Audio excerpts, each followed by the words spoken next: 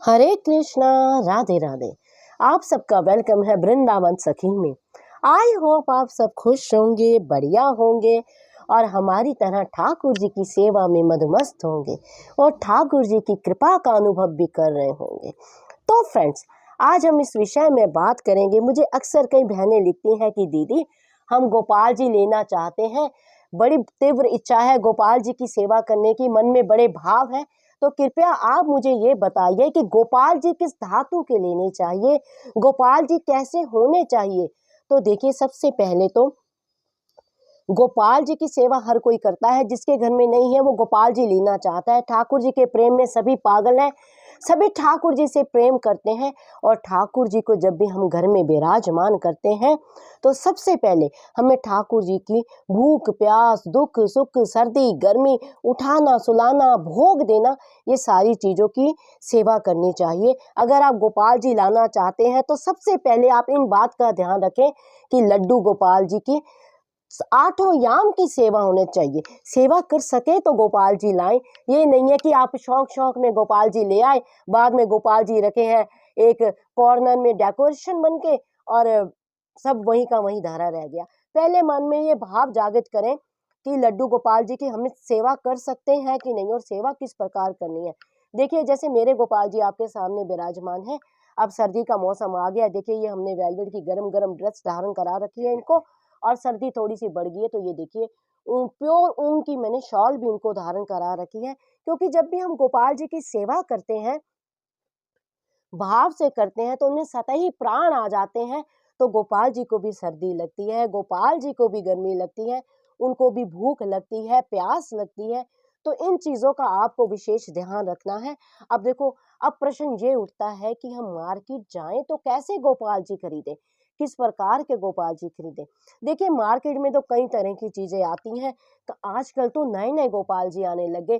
कोई गोपाल जी ऐसे हाथ करे होते हैं, कोई गोपाल जी ऐसे हाथ करे होते हैं, न जाने कैसे कैसे गोपाल जी आने लग गए। चलो, आते हैं तो आए, हम किसी की निंदा या बुराई नहीं करते हैं, ना हम अपनी बातों से किसी का हृदय आहत करना चाहते हैं। लेकिन अब मार्केट वालों ने सामान बेचना तो वो नई नई चीजें मार्केट में लाएंगे। लेकिन हम बात करते हैं शास्त्रों की, पुराणों की और पौराणिक ऋषि मुनियों की, जो हमारे परंपराएं चलती आ रही हैं, जो युगों युगों से चलती आ रही हैं। मैं उस विषय में बात करना चाहती हूँ। गोपाल जी असली होते कौन से हैं, कौन से गोपाल जी खरीदने चाहिए। जो युगों से चलते आ रहे हैं, जिनकी सेवा खुद ऋषि मुनियों ने की है, वो लड्डू गोपाल कौन से हैं? वो लड्डू गोपाल जी इस प्रकार के होते हैं, जिनका एक हाथ आगे होता है, हाथ में माखन लिए बैठे होते हैं, एक हाथ आगे ऊपर होता है, एक हाथ नीचे होता है, एक पग आगे होता है, एक पग पीछे होता है। यानी जो नंद बाबा के घर में जो गोपाल जी घुटनों के बल चलते थे ना, लड्डू गोपाल जी हाथ में माखन लिए हुए, वो गोपाल जी का स्वरूप हमारे ऋषि मुनियों ने भी पूजा है, हमारे संतों ने भी पूजा है और पुराणों में भी इसी गोपाल का वर्णन आता है। सबसे पहले विशेष आप ये रखें। बाकी आपके भाव है, आपको ऐसे गोपाल जी लेने हैं या ऐसे लेने हैं, मैं इस विषय में बात नहीं करूंगी। लेकिन पुराणों में इन्हीं गोपाल जी का वर्णन आता है, युगों से इन्हीं की सेवा की जाती है। तो अब प्रश्न ये उठता है कि हम गोपाल जी किस धातु के रखें, कौन सी धातु शुद्ध होती है। देखो, कहते हैं ना, भक्त के वश में है भगवान। तो आपके भावों से भगवान है, आपके भाव ही भगवान की मूर्ति को जागृत करते हैं। ऐसे तो वो मूर्ति है, लेकिन भक्त के भाव ऐसे होते हैं, भक्त का प्रेम ऐसा होता है जो भगवान में भी प्राण डाल देता है, मूर्ति में भी प्राण डाल देता है। आप प्राण प्रतिष्ठा करते हैं तो अच्छी बात है। अगर आप ना भी प्राण प्रतिष्ठा करें, अगर आप लड्डू गोपाल जी की सेवा करते हैं, भाव से करते हैं, प्रेम से करते हैं, तो सतही उनमें प्राण आ जाते हैं। तो उनको गर्मी सर्दी भूख प्यास सब होता है। जब आप ठाकुर जी के साथ एक रिश्ता जोड़ते हैं, जिस भाव से ठाकुर जी को घर में लाते हैं, तो ठाकुर जी भी आपके साथ वही भाव निभाते हैं, वही रिश्ता निभाते हैं, वैसे ही संकेत आपको देते हैं, वैसे ही भाव प्रकट प्यारे भी आपके साथ करते हैं। तो कोई पुत्र मानता है, कोई भाई मानता है, कोई सखा मानता है, कोई भगवान मानता है, ये आपके अपने भाव हैं।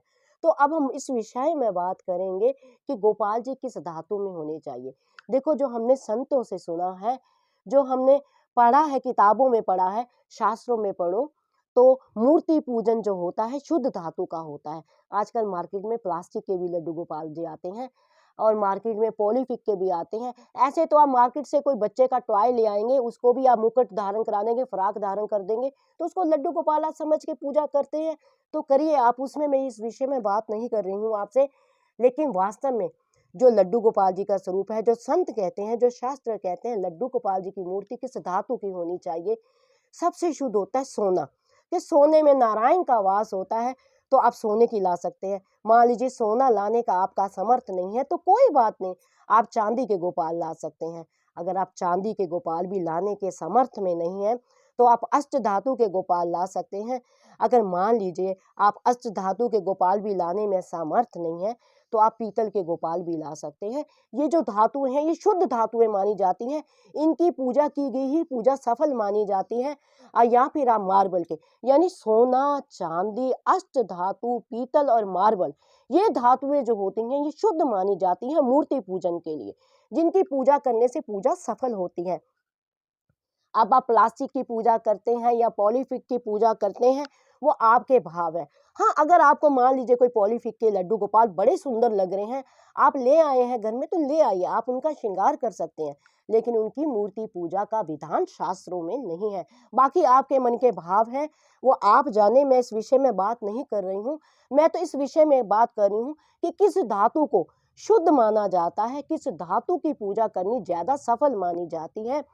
तो मैंने आपको बताया, आप सोने के गोपाल ला सकते हैं, चांदी के गोपाल ला सकते हैं, आप अष्ट धातु के गोपाल ला सकते हैं, आप गोपाल ला सकते हैं मार्बल के, आप गोपाल ला सकते हैं पीतल के। तो इनकी आप सेवा कीजिए, पूजा कीजिए, अर्चन कीजिए, आप भाव से गोपाल जी को पूजिए, आप गोपाल जी को भोग दीजिए, तो ये करना ज़्यादा सफल रहता है। बाकी आपके अपने भाव हैं, आप किस प्रकार से करते हैं। तो आज मैंने आपको बताया कि किस धातु के गोपाल जी की पूजा करनी चाहिए, किस धातु के गोपाल जी घर में लाने चाहिए और किस तरह के गोपाल जी घर में लाने चाहिए। तो आई होप आपको पता लग गया होगा किस प्रकार के गोपाल जी हमें लाने हैं। फिर भी आपके मन में अगर कोई जिज्ञासा है, कोई प्रश्न है, कोई क्वेरी है, तो आप मुझे कमेंट बॉक्स में लिख सकते हैं। जितना मैंने संतों की वाणी से सुना है, जितना मैंने रसिकों के संग से पाया है, जितना मैंने अध्ययन किया है और जितना इस प्यारे के प्रेम में पाया है, मैं उसी के अकॉर्डिंग आपके प्रश्नों का उत्तर आपको देती हूँ। अगर आपको ये वीडियो अच्छा लगा हो तो इस वीडियो को लाइक करना, शेयर करना, सब्सक्राइब करना ना भूलें। हरे कृष्णा, राधे राधे।